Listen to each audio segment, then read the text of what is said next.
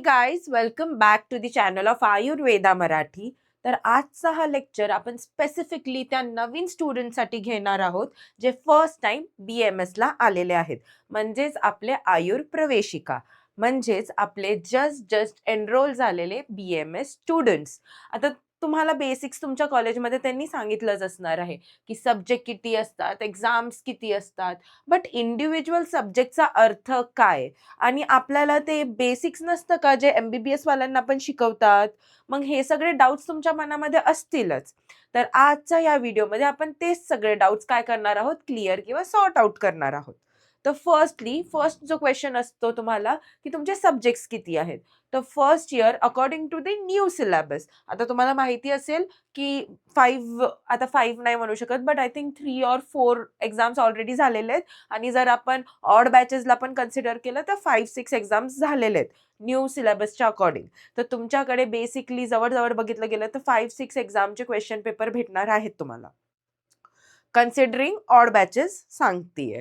ठीक आहे, जर तसं बघितलं गेलं की न्यू सिलेबसनुसार तर नॉर्मल किंवा रेग्युलर बॅच जे आपण म्हणतो त्यांचे 3च एक्झाम झालेले आहेत.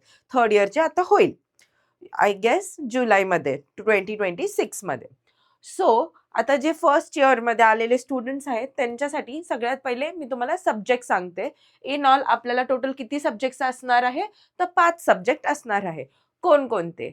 रचना शरीर, क्रिया शरीर, पदार्थ विज्ञान, संस्कृत आणि संहिता अध्ययन 1. आता तुम्ही मला म्हणाल की मॅम हे सब्जेक्टचे नावच असे आहेत तर आम्ही याला पाठच कसं करणार आहे. करेक्ट आहे, कारण आपल्याला हे नाव असे दिलेले आहेत कारण आपण संस्कृत या भाषेशी खूप जास्त डीप किंवा अटॅचमेंट ठेवतोय when we come to Ayurveda. Normally बघितलं गेलं तर म्हणून संस्कृत हा फर्स्ट इयर मध्ये तुम्हाला ठेवलेला आहे तुमचे बेसिक्स क्लिअर करण्यासाठी. ऑल्सो आता मग तुम्हाला प्रश्न पडत असेल, तुमचे कोणी असतील सिनियर्स किंवा फॅमिली रिलेटिव्ह की मग आम्हाला तर फिजिओलॉजी आहे, आम्हाला अॅनाटॉमी आहे, तुम्हाला हे सगळं नसणार आहे का? तर असं काहीच डाऊट्स जे असतील ते आज मी क्लिअर इथे करणार आहे. तर फर्स्ट थिंग, एक सब्जेक्ट आपला असणार आहे रचना शरीर. आता रचना शरीर म्हणजे नेमकं काय हे तुम्हाला या व्हिडिओमध्ये मी समजून सांगणार आहे. एक्झाम्स किती असणार आहे ते सुद्धा मी तुम्हाला समजून सांगणार आहे. सो फर्स्ट, रचना शरीर म्हणजे फक्त आणि फक्त आयुर्वेदिक पाठ आहे का? असं नाही. रचना शरीर हा एक कॉम्बिनेशन आहे आयुर्वेद प्लस मॉडर्नचा.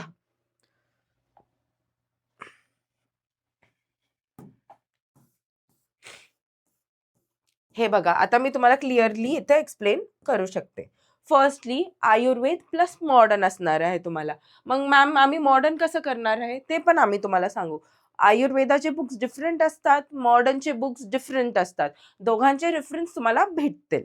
त्यानंतर आता आयुर्वेदामध्ये तुम्हाला एक टॉपिक असतो अस्थि शारीर. अस्थि म्हणजे काय? Bones related. तसंच मॉडर्न मध्ये जे टॉपिक्स असतात तुम्हाला त्याला आपण म्हणतो ऑस्टिओलॉजी. तर तुम्हाला इथं अस्थि शारीर पण अभ्यास करायचा आहे, जे आपल्या आचार्यांनी चरक, सुश्रुत, वाघभट यांनी सांगितलेले, प्लस तुम्हाला मॉडर्नचं ऑस्टिओलॉजी सुद्धा अभ्यास करायचा आहे. तुम्हाला दोन्हीमध्ये इक्वल बॅलन्स ठेवायचा आहे. डायरेक्ट कोरिलेशन करायचं आहे का? तर ते पॉसिबलच नाहीये. आचार्यांनी अस्थिचे प्रकार वगैरे सांगितलेले आहेत. मॉडर्न मध्ये सुद्धा अस्थिचे प्रकार आहे, म्हणजे बोन्सचे प्रकार सांगितलेले आहेत, पण ते एकमेकाला डायरेक्ट कोरिलेट होत नाही. काही होऊ शकतात, काही होत नाही. म्हणून त्यांना कोरिलेट करणं, एकामध्ये घुसवण्याचा प्रयत्नच करायचा नाही. अस्थि शरीर वेगळं ठेवायचं आणि आयुर्वेदाचं आणि मॉडर्नचं ऑस्टिओलॉजी वेगळं ठेवायचं. क्लिअर? तसंच नेक्स्ट टॉपिक बघू आपण, संधी शरीर. संधी शरीर म्हणजे जॉईंट. संधी म्हणजे जॉईंट्स. मला माहिती आहे हे वर्ड्सची तुम्ही फॅमिलियर नाहीये अजून, पण जेव्हा तुम्ही संस्कृत कराल हळूहळू तेव्हा तुम्हाला समजेल अस्थि काय, संधी काय, कला काय, त्वचा काय, हे बेसिक वर्ड्स असतात आणि तुम्ही संस्कृत पण खूप इझिली कव्हर करू शकता. जर तुमचं संस्कृत ऑलरेडी असेल तर तुम्हाला थोडी फार तर हेल्प नक्कीच होणार आहे.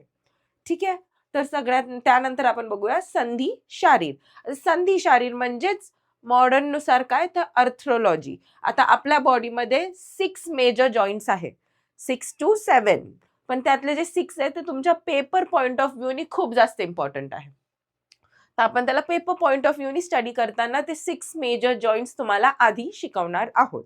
Again it is very very very important. Okay, so तुम्हाला बॅलन्स बनवून चालायचं आहे आयुर्वेद अँड मॉडर्न पार्टमध्ये. ठीक आहे, ही गोष्ट विसरायची नाही. आणि हे पण नाही की तुम्हाला फक्त आयुर्वेद, फक्त संस्कृत अभ्यास करायचा आहे, असंही काही प्रकार नाहीये.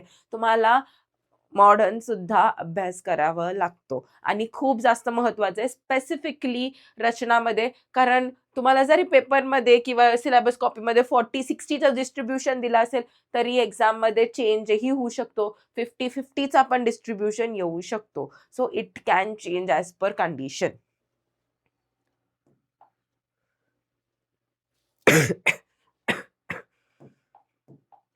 त्यानंतर आपण बघूया पेपर पॅटर्न काय असणार आहे तुमचा. पेपर पॅटर्न प्लस डिस्ट्रीब्युशन बघूयात आपण. सगळ्यात आधी इकडे बघा, LAQ असणार आहे, SCQ असणार आहे आणि MCQ असणार आहे. तर LAQ जे आहे ते 40 मार्क्ससाठी असतात. आता मग LAQ मध्ये इंडिव्हिज्युअल एक क्वेश्चन हा 10 मार्कासाठी असतो. तर टोटल क्वेश्चन्स किती असतात? 4 क्वेश्चन्स असतात, इच कॅरिंग 10 मार्क्स. सो टोटल तुम्हाला किती झाले इथे? 40 मार्क्स झाले LAQ मध्ये. LAQ म्हणजे लॉंग आन्सर क्वेश्चन्स. त्यानंतर असते SAQ. SAQ म्हणजे काय? Short answer questions. आणि शॉर्ट आन्सर क्वेश्चन्स मध्ये पण तुम्हाला 40 मार्क्स कव्हर करता येतात. आता 40 मार्क्स कसं? तर 8 क्वेश्चन्स असतात, 5 मार्क्स इच. तर टोटल इथं किती झाले तुमचे? 40 मार्क्स अगेन फॉर SAQs. त्यानंतर असतो MCQ. MCQ किती असतात? 20 असतात. 1 मार्काला 1 MCQ, असे टोटल 20 मार्काचे तुमचे MCQ कव्हर होतात. ऑल्सो MCQ तुम्ही खूप लाईटली घेऊ नका, बिकॉज MCQ मुळेच मॅक्झिमम मार्क्स तुमचे स्कोर होऊ शकतात. ठीक आहे, तुम्हाला LAQ SAQ मध्ये कितीही प्रयत्न केले ना, मॅक्स टू मॅक्स LAQ मध्ये 8 मार्क देतील आणि SAQ मध्ये 3.5-4 मार्क देतील.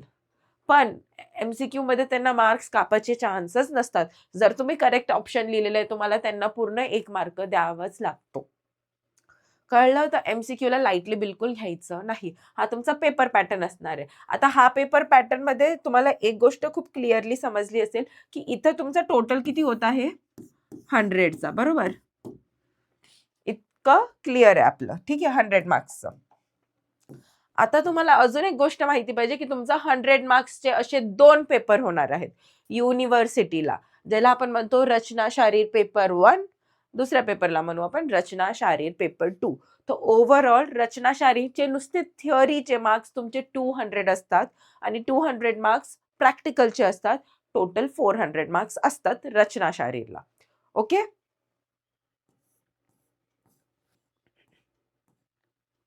त्यानंतर आपण बघूया टोटल पेपर्स. आता टोटल पेपर्स किती असतात? मी आत्ताच जस्ट तुम्हाला सांगितलं, 2 पेपर असतात. ठीक आहे, टोटल मार्क्स किती असतात थिअरीचे? 200. 100 marks for each paper. Again clear? I hope तुम्हाला समजलं असेल. हे जर बेसिक समजलं नाही तर तुम्हाला एक्झाममध्ये प्रिपेअरही करता येणार नाही. ठीक आहे, तर बेसिक्स आधी समजून घ्यायचं आहे. आता तुम्हाला NCISM ची सिलेबस कॉपी काय आहे हे सांगण्यापूर्वी एक बेसिक एक्झाम्स बद्दल तुम्हाला सांगते. इन ऑल तुमची 9 PA होणार आहे. PA म्हणजे काय? Periodic assessment. आता पिरियॉडिक असेसमेंटचा बेसिक रोल काय आहे? तर हे तुमचे 15 मार्क्सची असते आणि आय गेस मंथला एक होते, असं सेमिस्टरमध्ये काउंट होतो तो. ठीक आहे, सेमिस्टरमध्ये याचे मार्क्स काउंट होतात, म्हणून यांना पण लाईटली घेऊ नका. प्रिपेअर करा PA साठी तरी. तर 15 मार्क्सची असणार आहे एक PA. प्रत्येक सब्जेक्टला तुम्हाला 9 PA लिहायची आहे. ठीक आहे, सिलेबस सुद्धा तुमच्या नवीन NCISMच्या ब्लूप्रिंट मध्ये दिलेला असतो PAचा सुद्धा. तर ते सुद्धा तुम्ही NCISMची ब्लूप्रिंट नीट वाचली, निम्मा तुमचा पेपरचा अभ्यास तर तिथंच होऊन जातो. ठीक आहे, सो NCISMची ब्लूप्रिंट नीट वाचायची आहे. तर ओव्हरऑल PA किती आहे? 9. त्यानंतर टर्म एक्झाम्स किती असणार आहे? 2. आता दोन्ही टर्म एक्झाम मध्ये तुम्हाला 2-2, 4 पेपर लिहायचे आहेत का? नाही. रचनाशाहीचा सिंगल पेपर लिहावा लागतो. डबल पेपर लिहावा नाही लागत. जरी सिलेबस दोन्ही पेपरचे असले तरी सिंगलच लिहावं लागतं. आणि त्यानंतर युनिव्हर्सिटी एक्झाम किती असते? तर ती फक्त एकच असते, ज्यात तुम्हाला 2 सेपरेट पेपर्स लिहावे लागतील. क्लिअर? त्यानंतर आता NCISMची सिलेबस कॉपी म्हणजे काय? तुम्हाला तुमचे कॉलेजेस प्रोव्हाइड करतील सिलेबस कॉपी PDF फॉर्मॅटमध्ये. नाहीच झालं तर आयुर्वेद मराठीचे जे ग्रुप आहे, त्याच्यावर सुद्धा तुम्हाला ती सिलेबस कॉपी भेटून जाईल. ती डाउनलोड करा, त्याला स्टडी करा. त्याच्यात तुमचं मॅक्सिमम सगळं फॉर्मॅट दिलेलं आहे. It is basically to make you understand. ठीक आहे. It is again very very important topics. ठीक आहे. हे सगळं तुमचं काय झालंय आता ऑलरेडी मी तुम्हाला रचना शरीर बद्दल बेसिक सांगितलेत, तुम्हाला पेपर सांगितलेत, NCISM ची ब्लूप्रिंट ही नीट स्टडी करायला मी तुम्हाला लावलेली आहे. आता ज्यांना पण याच्याबद्दल डिटेलमध्ये जाणून घ्यायचंय, प्लस तुम्हाला सिलेबस कॉपी काय आहे, त्याला बघायचं कसं आहे, त्यामध्ये टॉपिक्स कसे दिलेले आहेत, हे सगळं समजून घ्यायचं असेल, तर त्यासाठी आयुर्वेद मराठीनी उदय बॅच ही लॉन्च केलेली आहे नवीन फर्स्ट इयरच्या स्टुडंटसाठी. सो ज्यांना कोणी इंटरेस्टेड असेल त्यांनी आमच्या वेबसाईटवर येऊन व्हिजिट करू शकता. Thank you for watching the video. Have a nice day ahead. Thank you.